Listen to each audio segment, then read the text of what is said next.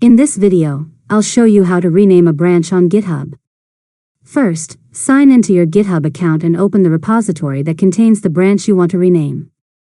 Next, click the branch's link on the repository page to view all of your branches.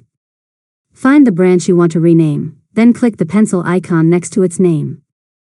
Now, enter the new name for the branch and press enter or click outside the text field to save the change. GitHub will automatically rename the branch and update any open pull requests that are using it. After that, if you're working with a local copy of the repository, you'll need to update your local branch to match the new name. GitHub provides the exact commands to run in your terminal after the rename is complete, so simply copy and run those commands. Finally, verify that the new branch name appears in your repository and that everything is working as expected. Your branch has now been successfully renamed. And that's it. You've successfully learned how to rename a branch on GitHub. If you found this tutorial helpful, make sure to subscribe to Learn Mode Lab for more tutorials.